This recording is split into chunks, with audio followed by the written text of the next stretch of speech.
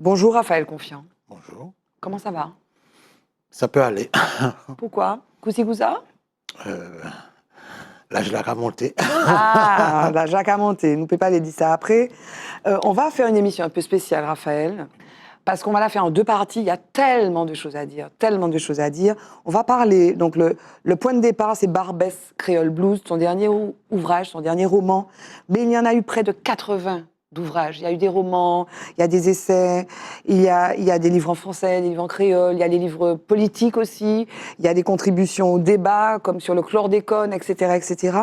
Donc, première partie, on va parler de l'acte d'écrire, on va parler de ce qui te motive, on va parler de pourquoi tu écris comme tu respires. Et dans la deuxième partie, si tu veux bien, on va parler de ce dernier ouvrage, Barbès Creole Blues. Mais avant, je voudrais que tu te présentes. Est-ce que tu peux te présenter, s'il te plaît? Je suis Raphaël Confiant, natif de deux endroits, du Lorrain et de Fort-de-France. Oui. C'est-à-dire que j'ai une souche lorrainoise et j'ai une souche foyalaise par mon père. Oui. Donc, ces deux endroits de la Martinique ont nourri mon imaginaire, je Oui. dirais. Le Lorrain, qu'est-ce que ça apporte, le Lorrain? Alors, la Le Lorrain, Fort-de-France, c'est la ville, c'est l'enville, voilà. mais le Lorrain nourrit quoi? C'est la campagne. Mon grand-père était petit distillateur dans un quartier appelé Macédoine. J'ai vécu dans d'autres quartiers comme Monde-l'Étoile, Monde-Carabin. Donc toute une partie de mon enfance, c'est une enfance des derniers feux de la société de plantation. C'est-à-dire qu'il y avait encore une usine au Lorrain, une à Basse-Pointe, il y avait encore toute cette activité sucrière et gagnère. Et quand j'ai eu 18 ans, je suis devenu vieux à 18 ans parce que le monde dans lequel j'avais vécu s'est effondré. Pourquoi? Parce que quand j'ai quitté la Martinique à 18 ans pour aller faire mes études, la Martinique était un immense champ de canne à sucre. Et quand je suis revenu 6 ans après, je ne l'ai plus reconnu. C'est devenu un immense champ de bananes. Et à ce moment-là, j'ai compris que le monde dans lequel j'avais vécu, celui de l'habitation, en fait, de la canne à sucre, à l'entrée de chaque commune, il y avait une usine, au Marin, au François, qui fumait à l'époque de la récolte et tout. Et puis là, j'arrive, je vois que la canne à sucre à laquelle j'étais habitué a été totalement remplacée, que les habitudes ne sont plus les mêmes, que la culture n'est plus la même. Et eu le sentiment d'être devenu vieux dans la vingtaine. C'est étrange comme sentiment. Ta mère faisait quoi? Elle est institutrice. D'accord. D'où vient le goût des livres? Alors, je dis des livres, je n'ai pas dit d'écriture, mais peut-être des livres. Alors, peut-être que je m'avance un peu, mais Le oui, goût des peut-être. livres, c'est parce que mes deux parents étaient enseignants et que forcément, ils m'ont mis entre les mains des livres, quoi. Et à l'époque, la télé était balbutiante. J'ai connu la télé en noir et blanc, qui avait qu'une chaîne. Et il n'y avait pas de réseaux sociaux, d'internet, rien. Alors nous nous battions, les gamins, pour acheter ce que nous créions que le journal Cowboy, c'est-à-dire les illustrés, comme on dit aujourd'hui. Mhm. Donc j'ai lu beaucoup d'illustrés. Et puis je suis passé au livre de poche. Et puis tout l'argent de poche, justement, que l'on me donnait, passait dans l'achat de livres de poche. Et de la littérature française, parce qu'à l'époque, dans les librairies, enfin, quelques librairies qu'il y avait à Fort-de-France, il n'y avait pas de rayon Antilles. Donc, je n'avais pas lu Fanon, je n'avais pas lu Césaire. Avant de partir faire mes études, je n'avais pas lu ces gens-là, mais j'avais lu Balzac, Maupassant et tout ça. Et donc, le goût de la lecture s'est développé au fur et à mesure, et puis il ne m'a jamais quitté, évidemment. Mais qui sait, à quel moment tu te dis, je vais devenir écrivain? Parce que c'est ton. Enfin, tu es enseignant, tu as milité pour le créole, etc. À quel moment tu commences à écrire? Et à quel moment tu te dis, mais je suis un écrivain? Est-ce que tu as conscience de ça? Est-ce que. Non. Non. J'ai fait des études de sciences politiques, section relations internationales. Donc ça n'a rien à voir Oui. avec la littérature. Pour moi, c'était un passe-temps, la littérature. En fait, c'est le créole qui m'a emmené à la littérature. Tu as d'abord écrit en créole. Voilà, mes 5 premiers livres ont été écrits en créole. Et donc, c'est par le biais du créole. Alors, je n'ai pas écrit ces livres en créole pour faire de la littérature. Je les ai faits par volonté d'écrire la langue, de la sauver, d'essayer de participer au mouvement de sauvegarde de la langue. Qui c'est qui parlait créole dans ton entourage? Tes parents et instituteurs parlaient créole? Non. Mes parents se parlaient créole entre eux. Oui, Mon père était prof de maths et ma mère institutrice. Ils parlaient créole. oui. Et j'ai compris qu'ils étaient la dernière génération de vrais créolophones. Parce qu'à partir de la génération née dans les années 50-60, la mienne, ça a basculé, le créole est devenu langue seconde. Oui. Mais ils ne nous ont jamais interdit de parler créole, simplement ils nous parlaient français. Alors donc, l'apprentissage du créole, j'ai été en classe au Monde Carabin, au Lorrain. Il n'y a pas plus, dans les années 50, il n'y a pas plus créolophone que cet endroit. Le créole était omniprésent, il était partout. Dès qu'on sortait de la classe, c'était le créole. Donc, je ne sais même pas laquelle des deux langues j'ai apprise en premier. Et après, donc, il y a eu cette volonté de sauver cette langue. Oui, c'est-à-dire que quand j'étais étudiant, au contact d'étudiants du tiers-monde, comme on disait à l'époque, dans les années 70, d'Afrique, du monde arabe, il y avait un désir de sauver leur propre culture, de développer les langues africaines et même l'arabe aussi, puisque au Maghreb, cette langue avait été opprimée par la colonisation française. Et je me suis dit, mais chez nous, nous avons notre propre langue. Oui. Et il faut l'écrire, il faut la développer, il faut qu'elle devienne une langue à part entière, sinon elle va disparaître. Oui. Donc j'ai commencé à écrire des histoires liées à mon enfance au Lorrain. Et c'est en écrivant le créole et en publiant ces 5 premiers livres en créole que le goût de la littérature, qui n'était pas là au départ, enfin le goût de devenir écrivain. J'aimais la littérature, Oui. mais c'était pas mon... J'ai jamais pensé que je deviendrais un écrivain. Donc le créole, en fait, c'est le créole qui a été le biais par lequel je suis finalement devenu écrivain. Et tu es un militant, tu as écrit des dictionnaires, tu as écrit des livres sur les proverbes, tu as milité au sein du GEREC pour que le créole soit reconnu, pour que le créole soit enseigné. Est-ce que tu dirais que la situation du créole aujourd'hui, est-ce que finalement ce combat-là a réussi à aboutir? C'est-à-dire que c'est paradoxal. Il y a une acceptation généralisée, je dirais. Oui. C'est-à-dire que si on prend les listes des partis politiques qui se présentent au municipal, par exemple, tout le monde De toute créole. a un nom créole ou bon. Et c'est écrit, c'est bien écrit avec la graphie inventée Ah oui, maintenant par on suit la graphie GEREC. Hein. Bien, voilà. On sait que le in c'est EN, que Voilà. si on dit IN c'est IN, voilà. Donc le combat de la graphie a été gagné, Oui. le combat de l'acceptation Oui. aussi. Les gens qui détestent le créole n'osent plus dire, comme quand j'étais enfant, c'est un patois. Oui. Quand j'étais enfant, on disait c'est un patois, pas parler créole. Aujourd'hui, je vois mal quelqu'un dire ça. Donc, on peut dire que sur ce plan-là, celui de l'acceptation de la langue, Oui. le combat a été gagné. Par contre, celui qui en passe d'être perdu, c'est celui de la qualité de la langue. Oui. Parce que comme le français s'est généralisé et que 90%, 95% des médias sont en français, les habitudes linguistiques françaises se sont installées dans Même le les créole. accents d'ailleurs, la façon de parler un peu pointue.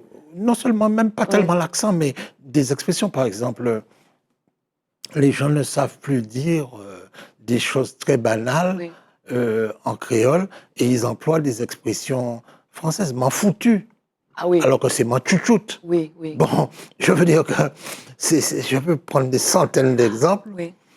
montrant que même si la personne veut parler créole, alors heureusement que le GIREC s'est battu pour faire intégrer le créole à l'école. Nous sommes battus pour la création d'un CAPES de créole Oui, quand oui. même.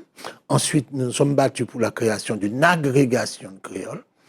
Ensuite, à l'université, il y a une licence, un master et un doctorat de créole. Tout ça, c'est quand même un travail de 40 ans, hein, Oui. avec Jean-Bernard B, Robert Damoiseau et des tas d'autres créolistes. Et donc, on a fait ce qu'on pouvait faire. Oui. C'est-à-dire que des linguistes ne peuvent pas sauver une langue. Oui. Ils peuvent aider la langue à se maintenir. Je vois le combat des Bretons, des Basques, etc. Bon, c'est un peu pathétique. Oui. Parce que si la population ne parle plus la langue et surtout ne l'écrit plus, Oui. vous pouvez faire tout le travail militant que vous voulez. Au bout d'un moment, la langue s'étiole fatalement. Et il y a aussi d'autres d'autres rivales, j'ai envie de dire. Tu parlais du français, les autres langues rivales, c'est la langue de la mondialisation, la langue américaine, c'est la langue, les anglicismes, et une forme de néologisme qui pousse les expressions qui seraient créoles. Oui, mais en même temps, c'est pas tellement grave parce que nous avons des territoires créolophones anglicisés, Sainte-Lucie, Dominique, etc. Et même Haïti aussi, avec l'émigration des Haïtiens. Et donc, toutes les langues s'enrichissent de termes. C'est pas tellement ce qui est grave, c'est le fait que nous n'avons pas conscience de faire des fautes en créole. Oui. L'expression coup de carreau, ou qu'a fait un carreau. Pour nous, faire une faute, c'est en français uniquement. Mais si nous regardons sérieusement, de plus en plus, nous faisons des tas de fautes en créole, mais ça passe inaperçu parce que dans l'esprit des gens, on peut parler créole qu'on roule, ça pas grave. Oui, mais on n'apprend pas, même s'il y a un CAPES, mais on n'apprend pas systématiquement.